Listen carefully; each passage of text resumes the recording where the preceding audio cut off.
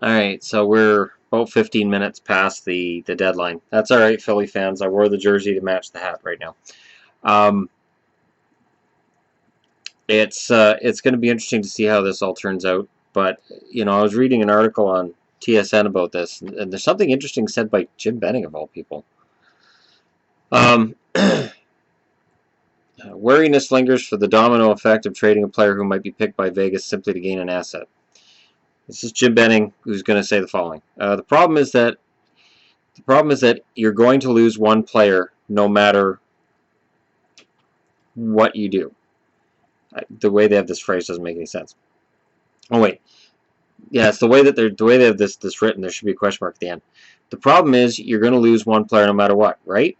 So if you have 5 defensemen, say, and you can only protect 3, so you trade one defenseman off for a draft pick or young assets, then you're going to lose another defenseman to Vegas, and all of a sudden you're down 2 D-men. You know what I mean? So you're better off just taking your lumps, know you're going to lose a player, and just move on. It's easy for the Canucks to say it, of course, because Lucas Biza is likely the guy who's going to go.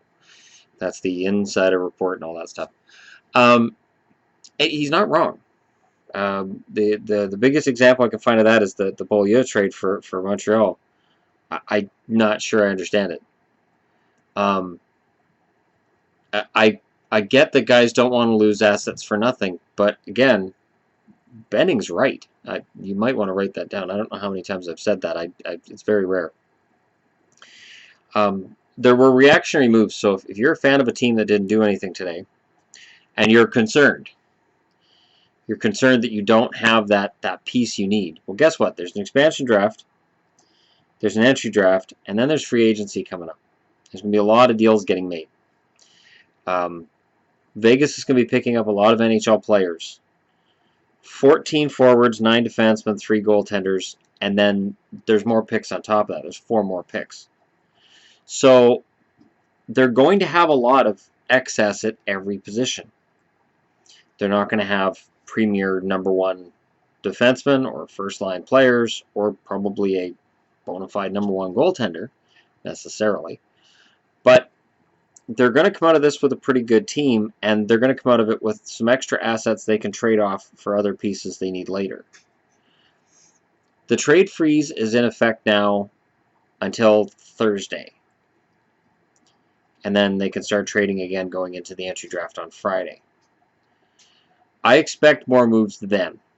I think probably all 30 GMs of existing teams were on the phone. I think that 31st GM has been very busy over the last week. He's going to be very busy again. We'll find out the protected lists, I believe, tomorrow. So we'll be able to go over the expansion available players. Toby Enstrom in Winnipeg has waived his no movement clause, so he won't be protected by Winnipeg. There's almost zero chance that he goes to Vegas. He said he wants to stay in Winnipeg. Toby, you're in luck. I don't think you're an attractive option for Vegas. And it takes the pressure off of Winnipeg to move anybody. Jonas Brodin, as I'm recording this, there was no trade involving him that's been reported. Sometimes trades come out after a deadline, so I know I'm trying to hedge my bets a little bit, but it doesn't look like anything got done. And it's funny because just yesterday TSN was like, there's some decent deals being reported here. There's some big offers being made for Brodin. Apparently not, because he's still a member of Minnesota's defense. But keep in mind what Jim Benning was quoted as saying. Then you're down 2 defensemen. So if they trade out Brodin, and if they somehow lost Dumba or Scandella, now Minnesota's scrambling for defense next season. And I agree with Benning again. Just take your lumps, lose your player, and move on. If you can't get back something worthwhile, just leave it. Just leave it, grit your teeth, and hope that you come out of this with a viable defense or viable offense or whatever you are in a position to lose. I'm surprised Ronta wasn't moved, but again, we don't know what deals have been made with Vegas. The NHL doesn't want us to know. And while we got rumblings of what Columbus has done, while we have rumblings about what a couple other teams have done with Vegas in terms of don't take these players and we'll let you have this, Um, there's a lot of stuff that's not going to leak out. There's a lot of teams that'll be able to keep this under lock and key. And I think there's going to be some surprises when Vegas announces their team at the awards show. I think it'll be the highest rated NHL awards show we've ever seen, which might lead Bettman and the boys to say, let's just have a new expansion team every year, because we make a lot of viewers watch when that happens. Vegas, here's the thing. Vegas is going to be, I think, the best expansion team we've seen. They get to pick 30 players. Florida and Anaheim got to pick 26 each the same year. Nashville got 27 a couple years after that. Atlanta got 28 after that. No, it would have been 27. And then it would have been 28 for Columbus and Minnesota. My point is, they get 30. They're coming in alone. And in terms of what's protected and what isn't, this is the most attractive free agent list we've seen. Or most attractive expansion list we've seen out of any of the expansions that have been had. And with the amount of deals being made, or reported to be on their way to being made with Vegas, I don't see how they won't be competitive right off the bat here. We'll see what happens. I certainly welcome anybody else's opinion on this, but I think what we've witnessed this morning, which was minor shuffling for the most part, but there's going to be bigger deals being made between now and July 1st. We'll see what happens. It'll be very interesting to see what happens and what Vegas does with what they're offered. Who do they pick?